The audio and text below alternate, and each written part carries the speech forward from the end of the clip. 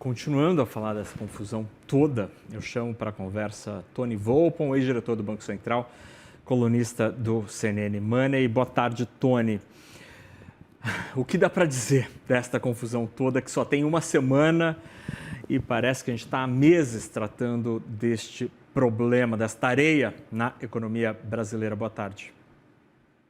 Boa tarde. Desculpa, boa tarde. Olha, essa crise, de uma certa maneira, era totalmente previsível, pela decisão que foi tomada no ano passado, uma decisão que foi tomada, né, pelo presidente da República, naquilo que foi o pacote fiscal do ano passado, que todos lembram, né, porque a reação do mercado foi bastante negativa. Ele recusou propostas, que foram feitas tanto pela Fazenda como o Planejamento, e colocariam o crescimento dos gastos obrigatórios dentro do já bastante frouxo limite, estipulado pelo arcabouço fiscal. E não fazendo isso, você inicia uma dinâmica onde o crescimento desses gastos obrigatórios supera o crescimento da receita, que está crescendo também de maneira acelerada pelo forte crescimento econômico que a gente tem visto neste período, né, desemprego nas mínimas históricas, etc. e tal. De tal maneira que esses gastos obrigatórios, né, e lembrando que o arcabouço fiscal deste ano não inclui precatórios, né, que será um outro ponto de crise quando eles forem incluídos, mas eles começam a espremer o gasto discricionário. Aí o que acontece? Para, né, fazer a conta fechar, e vamos lembrar que a conta fechar é entregar uma posição primária ainda negativa neste ano, né, perto de zero, mas ainda negativa, porque tem a banda, eles tiveram que apelar para bloqueio de gastos, contingenciamento, e a conta não fechou, olharam e pensaram, bom, o que sobrou foi o IOF, né, porque o IOF eu faço por decreto, não preciso do Congresso e tem efeito imediato. Apesar de ser realmente o pior imposto possível para você fazer esse tipo de ajuste, porque, como todos já bastante comentado, ele não é um posto feito para arrecadar, e sim para regular, né? E aqui estamos, né? Agora todo mundo, né, correndo com essa, né, como baratas voando, tentando achar uma solução que será muito difícil, porque no final do dia, aumentar imposto, né, como eles estão fazendo, não muda essa dinâmica, simplesmente empurra ela para frente. Então, a gente pode enfrentar esse bode agora, podemos enfrentar ele um pouco mais na frente, se o IOF não for derrubado, né? Mas essa dinâmica é o cerne, né, do fato que hoje não temos uma política fiscal, a gente tem uma enganação fiscal, né? Todo mundo se enganando, inclusive o Congresso, né, que a gente tem uma política fiscal que não vai explodir na cara de alguém, seja agora, seja eu acho, no mais tardar, né, no final de 2026. E, Tony, essa iniciativa do Congresso Nacional de tentar ter alguma influência, eventualmente tomar as rédeas deste debate, te parece algo que possa semear algum tipo de esperança nessa discussão quando o Congresso Nacional chama a equipe econômica, estabelece prazo de 10 dias para uma alternativa de melhor qualidade, que seja duradoura?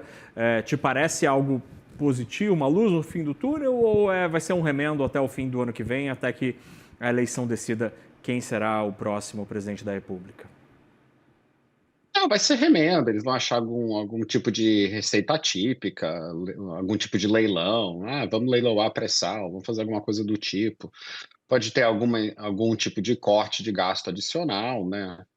Lembrando que esses bloqueios também são temporários, né? Você bloqueia e joga a conta também para o ano que vem e começa tudo de novo, né? A única janela política realmente que a gente teve para endereçar isso de uma maneira mais consistente foi no pacote fiscal do ano passado, né? E como eu disse, o presidente da República, né, decidiu não endereçar a questão e jogar a bola para frente, né? Realmente repetindo um pouquinho da dinâmica que a gente viu no primeiro governo Dilma, né, que ela começou a correr uma política fiscal insustentável, né, ganhou a reeleição e aí tentou fazer, né, um ajuste fiscal meio na porrada com a vinda do Joaquim Levy para a Fazenda em 2015 e a gente viu como essa história acabou. né? Então, de uma certa maneira, a gente está repetindo a mesma dinâmica. Parece ser realmente, né, a maneira petista de tocar a política fiscal, né? Você vai remendando, você vai fazendo uma coisa aqui, uma coisa lá, para tentar, né, supostamente cumprir a regra do momento, né? Lembrando toda a contabilidade criativa, né, que ocorreu em 2013 e 2014, a gente está fazendo mais ou menos a mesma coisa, né? São coisas atípicas que a gente sabe que não muda a dinâmica, e como a ministra Tebet, né, já falou mais de uma vez, aí faremos alguma coisa depois da eleição, né? Então, depois da eleição vai acontecer o quê? Ou a gente vai ter algum tipo de crise, como foi o que aconteceu em 2015, né? Porque o governo eleito naquele momento não teve a credibilidade de tocar um ajuste fiscal rápido, acabou não dando certo, razão pelo qual aquele governo acabou caindo. Não sei quem vai ganhar a eleição em 26, né? Mas mais uma vez, até se for o atual presidente reeleito, ele vai ter uma enorme dificuldade em tocar um ajuste fiscal do ponto de vista de credibilidade junto ao mercado, né? E será acusado, inclusive pela esquerda, de promover mais um estelionato eleitoral, né? O que acabou acontecendo com a Dilma, né? A Dilma teve problemas em 2015 em tocar o ajuste fiscal, né? Principalmente não só, né, do lado da oposição, mas do lado também da base do seu próprio governo, né? Que acabou recusando várias medidas que estavam sendo propostas pelo então ministro Levi. Então acho que está entrando na mesma dinâmica, né? Se for um candidato à oposição, que eu acho que, obviamente, a oposição vem com mais credibilidade para tocar esse tipo de ajuste, ainda será bastante difícil, mas vem com mais credibilidade, compra mais tempo junto ao mercado. Então, é isso que a gente vai ver neste período. Então, eu acho que o que a gente vai ter é mais remendos, mais receitas atípicas, talvez algum tipo de. Né, como foi feito, por exemplo, nessa questão do precatório. Tira, não está na conta. O ano que vem chega na conta, hoje não chega na conta. E a gente vai se enganando, né? As pessoas vão se enganando. Então não tem muita esperança que algo muito positivo saia disso.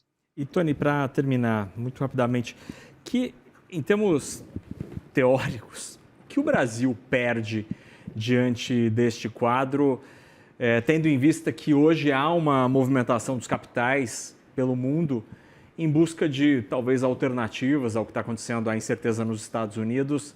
Que oportunidade que a gente está perdendo?